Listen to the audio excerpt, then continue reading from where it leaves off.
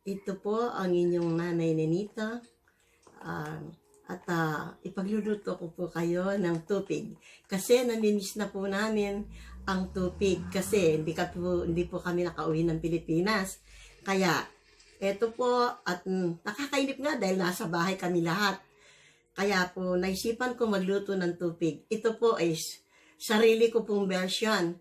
So, pag naluto po ito, matitikman po ninyo ang version ni Nanay Nenita. Ito po ang mga ingredients ng ating tupig.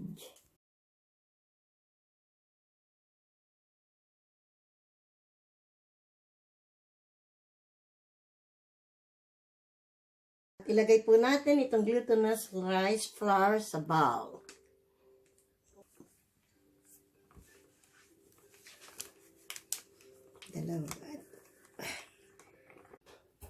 At ang susunod po ay ang kinayod na niyog. Ilalagay po natin ito sa bowl. Okay? Para po ito maging malinamnam siya. Ito po, gata ng niyog. Yan. Susunod po, lagyan po natin ng konting tubig para hindi po dikit-dikit dahil masyado siyang dry. Susunod po ay itong buko, makapuno, para lalo siyang masarap. Ako, sa amoy pa lang po, hindi pa po luto. Amoy tupig na talaga. Special. Ito ang brown sugar. Kasi po, ito po, ayun po sa inyong gustong tamis. Dahil kasi, yung mga tao dito sa bahay po, may diabetes, ay aking inimix.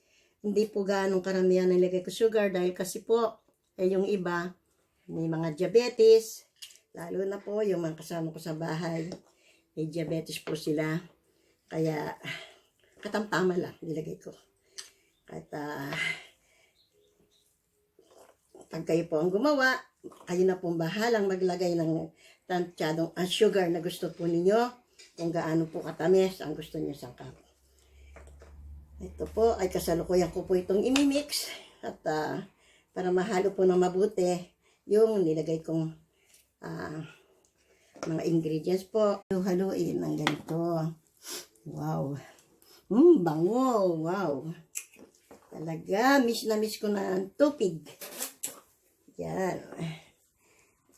Ito po, ilalagay natin sa kawali. At ating inuluto ng kahit man lang po mga ilang minuto bago po natin ibalot sa dahon ng saging. At ito po ay ating haluin sa medium heat. Bago po natin ito balutin sa dahon ng po, pagkatapos po natin nailuto ng konti sa kawali, pinalamig. Ngayon naman po, ibabalot po natin sa dahon ng saging. Ilagyan ko po ng konting mantikilya itong dahon ng saging. Nang sa gayon po, wag pong didikit. Madali siyang, pag binalatan natin, madali po siyang maalis doon sa dahon ng saging. Ito po, at atin ang umpisahan.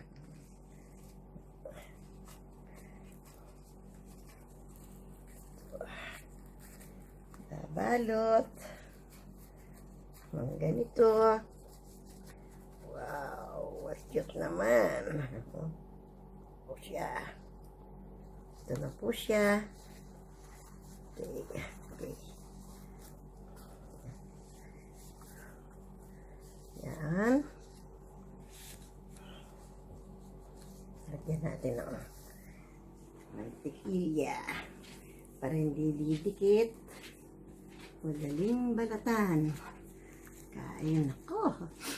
Sa amoy pa lang, talagang tupig na tupig na. Ay, sarap nito. At ngayon po, nabalot na po. Ilalagay po natin ito sa oven sa 200. Lalagay sa 200 within 50 minutes. Tapos po, i-check po kung talagang, sa bagay, half cook na po ito kung talagang lutong-lutong na. Okay po. Dito po sa pangalawang linya. Dito sa oven. Oh, yeah. Yaw. Ngayon po, ay luto na. Umabot din po ng 25 minutes bago siya naging brown na ganito kasi gusto ko yung medyo sunog para mas malutong ba siya? Malutong po. Okay po. Ito po ang finished product ng ating special na tubig. At ito po ay aming kakanin ng apo ko. Wow, ganda! Ay, malutong. Talaga. Mas masarap pa yata to kaysa sa... At least ito, mas masarap ito. Yung sangkap na gusto natin ay magagawa po natin. Ito po kasi nilagyan ko pa ng... Yung po bang nabibiling nakabote na makapuno po yun. Tapos, yun nga, yung bago, nung binalot ko po siya, para wag didikit, yun po yun, napakaganda. Madali siyang alisin sa dahon. At dahil doon sa butter na nilagay ko, sa mantikilya. Ito po ang unang subo. Para sa inyo to, mga kapatid. Ay, kanyaman na. Manyaman niya po. Ay, kanyaman na. Buko.